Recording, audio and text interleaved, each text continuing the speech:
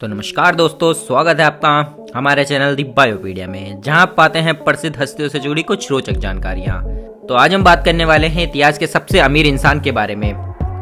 तो अगर मैं आपसे पूछूं कि इतिहास का सबसे अमीर आदमी कौन है, तो आप सबका जवाब होगा एलोन मस्क, गौतम अडानी या मैनी मोर, जो टॉप 10 लिस्ट में आते हैं।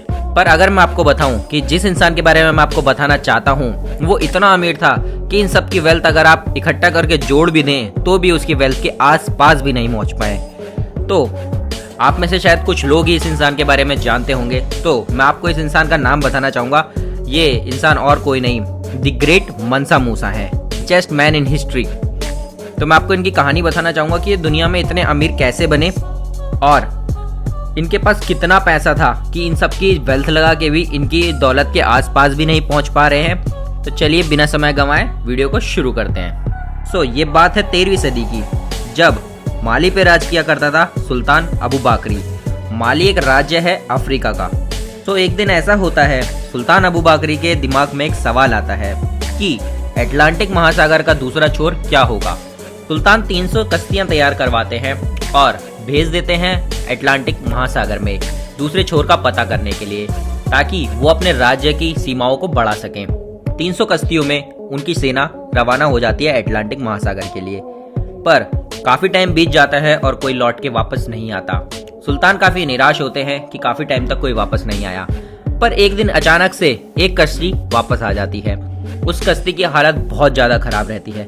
पर जैसे ही सुल्तान कश्ती के पास पहुंचते हैं, कश्ती में से एक सैनिक निकलता है। तो सुल्तान पूछते हैं कि बाकी की कश्तियां कहाँ हैं। तो सैनिक जवाब देता है कि जैसे ही हम अटलांटिक महासागर में पहुंचे, वहां पे एक समुद्री भवंडर आया और सबको संभाल ले गया और अकेला वो बचा रह गया।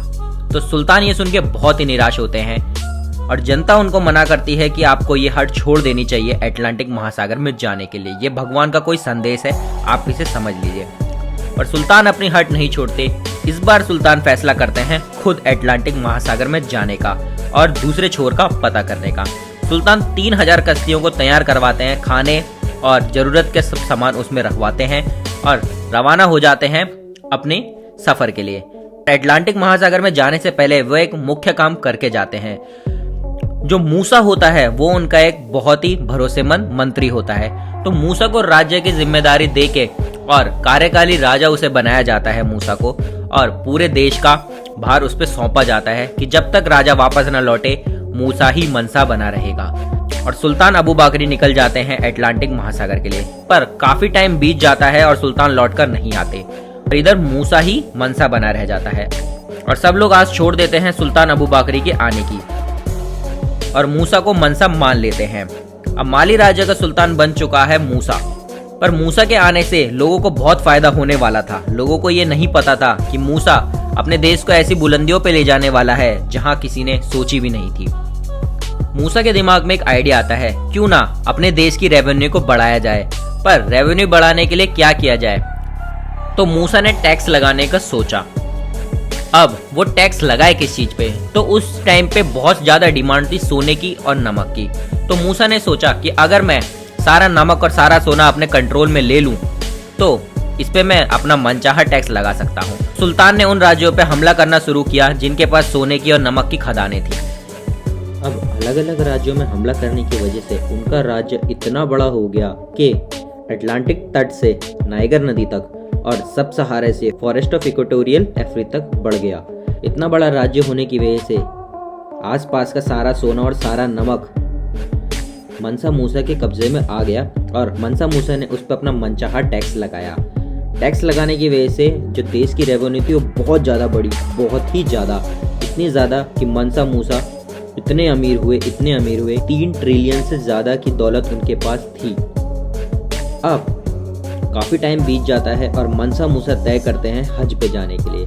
तो हज पे जाने के लिए 1 लाख सैनिकों का पूरा काफिला तैयार किया जाता है और 40,000 ऊँटों में सोने की रेत भरवाई जाती है और 10,000 लोगों के कंधों पे सोने की पेटियां होती हैं दान करने के लिए। ये सारा सोना सिर्फ मनसा मूसा अपना दान करने के लिए ले जाते हैं हज के रास्ते के लिए।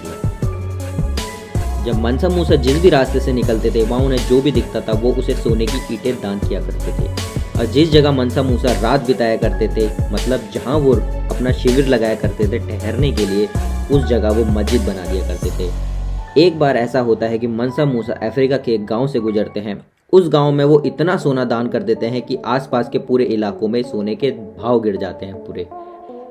इतना सोना, आप सोच सकते हैं कि सिर्फ एक व्यक्ति के सोना दान करने से पूरा सोने का रेट गिर जाता है, तो आप सोच ही सकते हैं कि कितना सोना दान किया हो। उनके बारे में ज़्यादा जानकारी तो नहीं है, जितनी भी जानकारी है मैंने आपको प्रोवाइड करने की पूरी कोशिश की है। आई होप आपको ये वीडियो पसंद आई होगी। अगर आपको ये वीडियो पसंद आती है तो हमारे चैनल को सब्सक्राइब करें, वीडियो को लाइक करें और शेयर करें अपने सभी दोस्तों में। हम लाते रहेंगे आपके लिए और ऐसी इंटरेस्टिंग सी वीडियोज़। तब तक के लिए take care and bye bye. मिलते हैं दूसरी वीडियो।